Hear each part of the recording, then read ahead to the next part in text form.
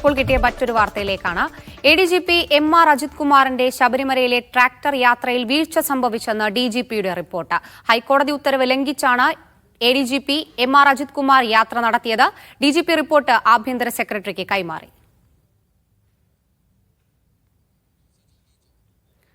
വിവരങ്ങളുമായി Sijo V John ചേരുന്നുണ്ട്. സിജോ, എന്തൊക്കെയാണ് മറ്റ് കാര്യങ്ങളാണ് ഈ റിപ്പോർട്ടിലുള്ളത്?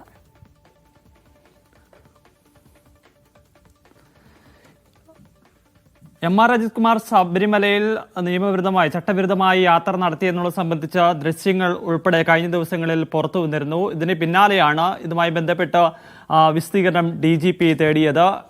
ഈ യാത്രയെക്കുറിച്ച് താൻ ഇത്തരത്തിൽ യാത്ര നടത്തിയിട്ടുണ്ട് എന്നുള്ള ഒരു കാര്യം DGPയോട്, സംസ്ഥാന പോലീസ് മേധാവിയോട് MR അജിത് കുമാർ സമ്മതിക്കുന്ന സാഹചര്യമാണ് ഉണ്ടായിരുന്നത്. നേരത്തെ മാധ്യമങ്ങളിലൂടെയൊക്കെ പുറത്തു വന്നതുപോലെ തന്നെ ആരോഗ്യ പ്രശ്നങ്ങൾ ആ കാര്യങ്ങൾ തന്നെയാണ് ഇത്തരത്തിലുള്ള ഒരു യാത്രയിലേക്ക് വാഹനം ഉപയോഗിച്ചിട്ട് കാരണമായി അജിത് കുമാർ പറയുകയും ചെയ്തിരിക്കുന്നത്. തനിക്ക് കാലിന് വേദന ഉണ്ടായിരുന്നു, ശാരീരിക ബുദ്ധിമുട്ടുകളുണ്ടായിരുന്നത് കൊണ്ടാണ് അത്തരത്തിൽ ഒരു വാഹനം ഉപയോഗിക്കേണ്ടി വന്നെന്നുള്ളൊരു വിശദീകരണമാണ് DGPക്ക് നൽകുകയും ചെയ്തിരിക്കുന്നത്. എന്തായാലും ഇതിൽ എന്ത് തുടർ നടപടി ഉണ്ടാകുമെന്നുള്ള കാര്യമാണ് ഈ ഏറ്റവും പ്രധാനപ്പെട്ട കാര്യം. DGP റിപ്പോർട്ട് നൽകിയിട്ടുണ്ട്. ആഭ്യന്തര വകുപ്പ് സെക്രട്ടറിക്കാണ് ഇത്തരത്തിലൊരു റിപ്പോർട്ട് നൽകിയിരിക്കുന്നത്. എന്തായാലും ഈ ADGPയുടെ വിശദീകരണം അത് കാര്യമായി മുഖവിലേക്ക് എടുക്കാതെ തന്നെയാണ് ഉള്ളൊരു റിപ്പോർട്ടാണ് നൽകിയിരിക്കുന്നത് എന്നുള്ളതാണ് ഏറ്റവും പ്രധാനപ്പെട്ട കാര്യം. എന്തായാലും ഈ ഓരോ തുടർച്ചയായ പല വിഷയങ്ങളിലും MR അജിത് കുമാറിനെതിരെ റിപ്പോർട്ടുകൾ ഇങ്ങനെ വന്നുകൊണ്ടിരിക്കുകയാണ്. എന്തായാലും ഇതുവരെയും പക്ഷേ യാതൊരു തരത്തിലുള്ള ഒരു നടപടിയും ഉണ്ടാകുകയും ചെയ്തില്ല. കാരണം കഴിഞ്ഞ ദിവസമാണ് ഈ ശബരിമലയിലെ കഴിഞ്ഞ ദിവസമാണ് തൃശ്ശൂർ പൂരം കലക്കലുമായി ബന്ധപ്പെട്ട റിപ്പോർട്ട് വന്നിരുന്നത്. മന്ത്രിമാർ ഉൾപ്പെടെ നൽകിയ മൊഴിയുടെ അടിസ്ഥാനത്തിൽ കൂടിയാണ് അത്തരത്തിലുള്ള ഒരു റിപ്പോർട്ട് തയ്യാറാക്കുകയും ചെയ്തിരുന്നത്. എന്തായാലും തുടർച്ചയായി ഇത്തരത്തിൽ വീഴ്ചകൾ MR അജിത് കുമാറിന്റെ ഭാഗത്തു നിന്ന് ഉണ്ടാകുന്നു. അതുമായി ബന്ധപ്പെട്ട റിപ്പോർട്ടുകൾ DGP സമർപ്പിക്കുന്നു. അത് ആഭ്യന്തര വകുപ്പ് സെക്രട്ടറി വഴി, ആഭ്യന്തര വകുപ്പിലെ ഉന്നത ഉദ്യോഗസ്ഥർ വഴി അത് മുഖ്യമന്ത്രിയുടെ പരിഗണനയിലേക്ക് എത്തുകയും ചെയ്തിട്ടുണ്ട്. ഇനി ഈ റിപ്പോർട്ടുകളെല്ലാം, ഈ അച്ചടക്ക നടപടികളെല്ലാം ചൂണ്ടിക്കാണിച്ചുകൊണ്ട് ഏത് തരത്തിലുള്ള നടപടിയാണ് അജിത് കുമാറിനെതിരെ ഉണ്ടാകുന്നതെന്നുള്ളതും ഏറ്റവും പ്രധാനപ്പെട്ട കാര്യമാണ്. അതോടൊപ്പം തന്നെ ഈ വിഷയവുമായി ബന്ധപ്പെട്ട് ഹൈക്കോടതിയിലും നിലവിൽ കേസ് നിലനിൽക്കുകയും ചെയ്യുന്നുണ്ട്. ഹൈക്കോടതി നിലപാട് കടുപ്പിക്കുന്ന സാഹചര്യമാണ് നിലനിൽക്കുകയും ചെയ്യുന്നത്. എന്തായാലും ഈ കേസുകൾ വരുമ്പോൾ സർക്കാർ ഇത്തരത്തിൽ എന്ത് നിലപാട് എടുക്കുമെന്നുള്ളതും ഏറ്റവും പ്രധാനപ്പെട്ട ഒരു കാര്യമായി അവശേഷിക്കുകയും ചെയ്യുന്നു.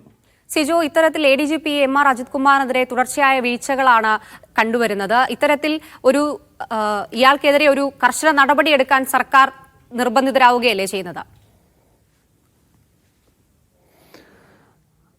എന്തുകൊണ്ടാണ് അജിത് കുമാറിനെ ഇത്തരത്തിൽ സംരക്ഷിക്കുന്നത് എന്നുള്ളൊരു ചോദ്യമാണ് ഏറ്റവും പ്രധാനപ്പെട്ട ഒരു സംഭവമായി ഉയർന്നു നിൽക്കുന്നത്. കാരണം ഒന്നിനു പിറകെയായി ഒന്നൊന്നായി ആരോപണങ്ങളാണ് അജിത് കുമാറിനെതിരെ വരുന്നത്. അത് പല ആരോപണങ്ങളും ശരിവെക്കുന്ന തരത്തിലുള്ള തെളിവുകളും റിപ്പോർട്ടുകളുമാണ് പുറത്തു വരികയും ചെയ്യുന്നത്. പ്രത്യേകിച്ച് ഈ പൂരം കലക്കൽ ഉൾപ്പെടെയുള്ള വിഷയങ്ങളിൽ അജിത് കുമാറിനെതിരെ മൊഴികൾ വന്നിരുന്നു, റിപ്പോർട്ടുകൾ വന്നിരുന്നു. കഴിഞ്ഞ ദിവസം മന്ത്രിമാർ ഉൾപ്പെടെ ഈ പൂരം കലക്കലിൽ K രാജനാണ് മൊഴി നൽകിയിരുന്നത്. ഈ പൂരം കലക്കലുമായി ബന്ധപ്പെട്ട അത്തരത്തിൽ ചില പ്രശ്നങ്ങൾ ഉണ്ടാകുമെന്നുള്ള അജിത് കുമാറിനെ, അന്ന് ക്രമസമാധാന ചുമതല ഉണ്ടായിരുന്ന തൃശ്ശൂരിലുണ്ടായിരുന്ന അജിത് കുമാറിനെ അറിയിക്കുകയും ചെയ്തിരുന്നു. പക്ഷേ ഈ പ്രശ്നങ്ങളെല്ലാം ഉണ്ടായതിനു ശേഷം യാതൊരു തരത്തിലുള്ള പ്രതികരണവും അല്ലെങ്കിൽ നടപടികളും അജിത് കുമാറിന്റെ ഭാഗത്തുനിന്നുണ്ടായില്ല. മാത്രമല്ല, പൂരം അലങ്കോലപ്പെടുന്ന സമയത്ത് അജിത് കുമാറിനെ മന്ത്രി ഫോണിൽ വിളിക്കുന്ന സമയത്ത് ഫോൺ എടുക്കാൻ പോലും തയ്യാറായില്ല എന്നുള്ളൊരു കാര്യം DGPയുടെ റിപ്പോർട്ടിൽ വ്യക്തമാക്കുകയും ചെയ്തിരുന്നു. ഒരു കൃത്യവിലോപമാണ് DGPയുടെ ഭാഗത്തുനിന്ന് ADGPയുടെ ഭാഗത്തുനിന്ന് ഉണ്ടായതെന്ന് ചൂണ്ടിക്കാണിച്ചുകൊണ്ടായിരുന്നു ആ റിപ്പോർട്ട് DGPയുടെ റിപ്പോർട്ട് ശരിവെച്ചുകൊണ്ട് തന്നെയായിരുന്നു ഈ ആഭ്യന്തര സെക്രട്ടറിയുടെ റിപ്പോർട്ട് അംഗീകരിച്ചുകൊണ്ട് നടപടിക്ക് ശുപാർശ ചെയ്തുകൊണ്ട് മുഖ്യമന്ത്രിക്ക് സമർപ്പിച്ചിരിക്കുന്നത്. പക്ഷേ തുടർച്ചയായി ഇത്തരത്തിൽ റിപ്പോർട്ടുകൾ വരുന്നു, ആരോപണങ്ങൾ ശരിവയ്ക്കുന്നുള്ള തെളിവുകൾ വരുന്നു. പക്ഷേ ഇതുവരെയും അജിത് കുമാറിനെതിരെ കർശനമായ നടപടികളിലേക്ക് പോകുന്നില്ല എന്നുള്ളതാണ്. കാരണം ഓരോ വിഷയങ്ങളുണ്ടാകുമ്പോഴും ഒരു സംരക്ഷണം ആഭ്യന്തര വകുപ്പിന്റെ ഭാഗത്തുനിന്നോ മുഖ്യമന്ത്രിയുടെ ഭാഗത്തുനിന്ന് ലഭ്യമാകുന്നു എന്നുള്ളൊരു വിവരങ്ങൾ തന്നെയാണ് വരുന്നത്. എന്തായാലും ഇതിലും എന്തെങ്കിലും നടപടി ഉണ്ടാകുമോ എന്നുള്ളതാണ് കാത്തിരുന്നത്. എന്തായാലും തുടർച്ചയായ ഇത്തരത്തിൽ അച്ചടക്ക ലംഘനവും അല്ലെങ്കിൽ കൃത്യലോപം നടന്നു എന്നുള്ള തെളിവുകൾ വരുന്നതിനാൽ എന്തെങ്കിലും ഒരു നടപടികളിലേക്ക് പോകുമെന്ന് തന്നെയാണ് അവരും കണക്ക് കൂട്ടുകയും ചെയ്യുന്നത്. പക്ഷേ അതൊരു കോൺഗ്രസ് നേതാവ് ജ്യോതികുമാർ ചാമക്കാല കൂടെ ചേരുന്നുണ്ട്. ശ്രീ ജ്യോതികുമാർ ചാമക്കാല, തുടർച്ചയായ ഗുരുതരമായിട്ടുള്ള ലംഘനമാണ്, ചട്ടലംഘനമാണ് ADGP MR അജിത് കുമാറിനെതിരെ വരുന്നത്.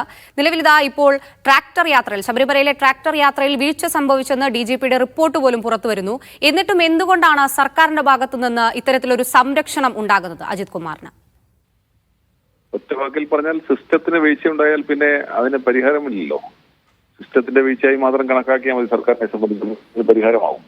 ഇവിടെ നോക്കൂ, ഇവിടെ MR അജിത് കുമാറിനെ സംബന്ധിച്ച് തുടർച്ചയായി ഇത്തരത്തിൽ വീഴ്ചകൾ വന്നുകൊണ്ടിരിക്കുന്നു. അദ്ദേഹത്തെ സംബന്ധിച്ച് എന്തെല്ലാം വിവാദങ്ങളാണ് നമ്മുടെ മുമ്പിൽ വന്നിട്ടുള്ളത്. മുഖ്യമന്ത്രിയുടെ കുടുംബത്തെ രക്ഷിക്കാൻ വേണ്ടി ഇത്തരത്തിൽ സുരേഷുമായി സംസാരിക്കാൻ ആളുകളെ അയക്കുന്നതുമായി ബന്ധപ്പെട്ട് ഈ നമ്മുടെ പൂരം കളിക്കുന്നതുമായി ബന്ധപ്പെട്ട് ഉൾപ്പെടെ നിരവധി പരാതികൾ നിരത്തി CPIയുടെ മന്ത്രിമാർ ഉൾപ്പെടുന്ന CPIയുടെ ഘടകകക്ഷിയുടെ നേതാക്കന്മാർ ഉൾപ്പെടെ പറഞ്ഞിട്ടും അദ്ദേഹത്തിനെതിരെ ഒരു നടപടിയും സ്വീകരിക്കുവാൻ സർക്കാർ തയ്യാറാകുന്നു. സർക്കാരിന് അദ്ദേഹത്തിനെതിരെ നടപടി സ്വീകരിക്കാൻ കഴിയില്ല.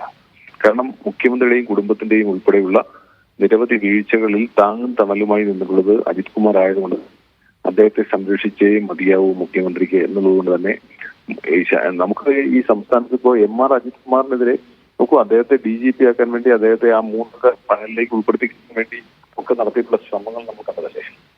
ഇവിടെ ഇതൊന്നും വാർത്തയല്ല, മറിച്ച് ശ്രീ MR അജിത് കുമാറിന് എതിരെ നടപടി സ്വീകരിച്ചാൽ മാത്രമാണ് വാർത്തയാവുക. ഇത് ഇത്തരത്തിൽ ഇതിനപ്പുറത്തേക്കൊന്നും നമ്മൾ പ്രതീക്ഷിക്കാൻ പാടില്ല. അതുകൊണ്ട് തന്നെ ഈ എടുത്ത നടപടികളിലൊന്നും ആശങ്കപ്പെടേണ്ടതില്ല. ഇതിനപ്പുറത്തേക്ക് എന്തെങ്കിലും സംഭവിക്കുമെന്ന് നമ്മൾ പ്രതീക്ഷിക്കേണ്ടതില്ല.